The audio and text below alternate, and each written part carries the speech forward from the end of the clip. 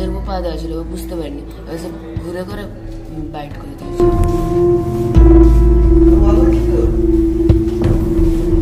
ঘর থেকে বেরিয়ে এসছে যে তার মার কাছে যাবে।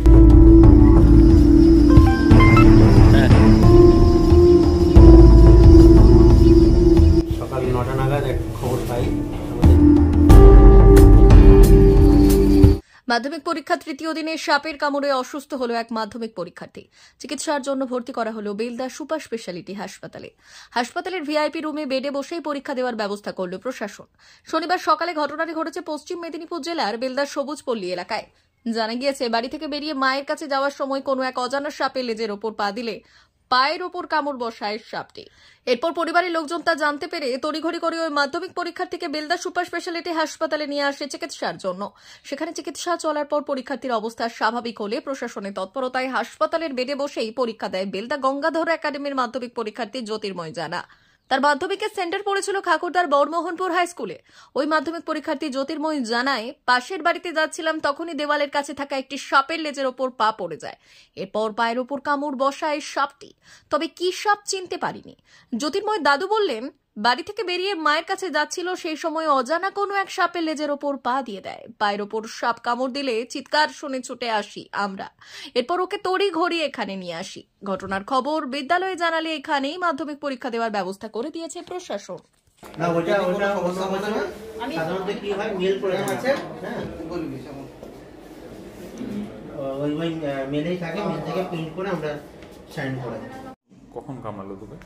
মানে আমি ওইখান দিয়ে একটা বাড়ি আছে, সেখানে যাওয়ার জায়গাটায় ওইখান দিয়ে যখন পিঠে একটা পা দিয়ে দাঁড়িয়েছিলাম, এমনি গাছগুলোকে দেখছিলাম, সেখানে যখন লেজের উপর পা দেওয়া ছিল, বুঝতে পারিনি, ঘুরে করে বাইট করে দিয়েছে। দেখিস নি কি সাপ ছিল?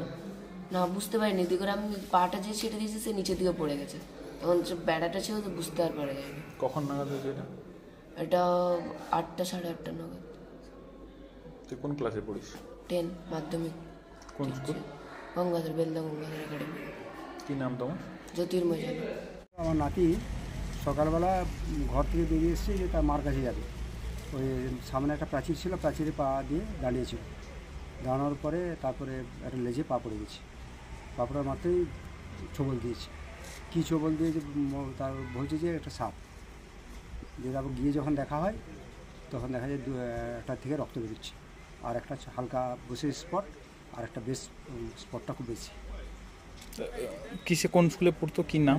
বেলদা গঙ্গাধর একাডেমি পড়তো। কোন ক্লাস? নাম জ্যোতির্ময় জানা, ক্লাস 10, মাধ্যমিক দিচ্ছে এবারে। কি নাম আপনার? আমার নাম শক্তি বড়দে। বাড়ি সুসিন্দা সবুজপল্লী। এখন কেমন আছে?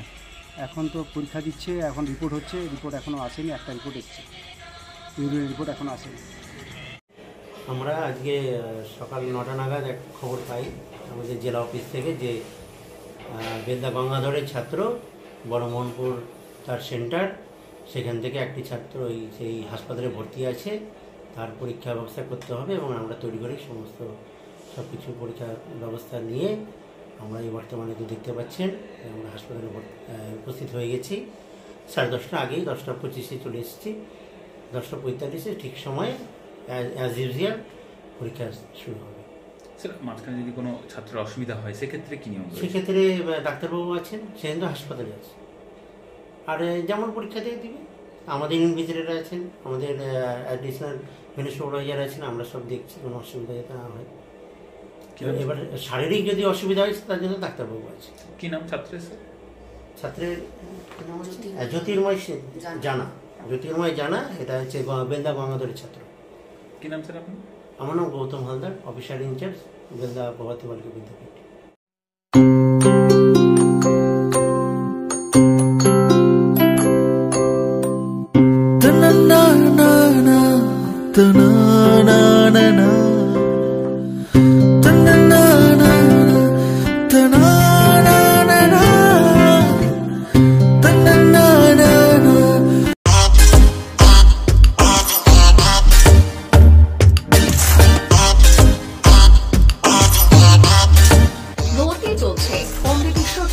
বিদ্যাসাগর মিশন স্কুল নার্সারি থেকে পঞ্চম শ্রেণী পর্যন্ত 2025-26 শিক্ষাবর্ষে ভর্তি চলছে।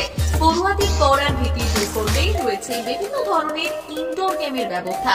বিদ্যালয় সম্পর্কে বিশদে জানতে এবং ভর্তি সংক্রান্ত বিষয়ে জানতে যোগাযোগ করুন 9564251968 9732844008 9434119496 9609202984 এই নম্বরগুলিতে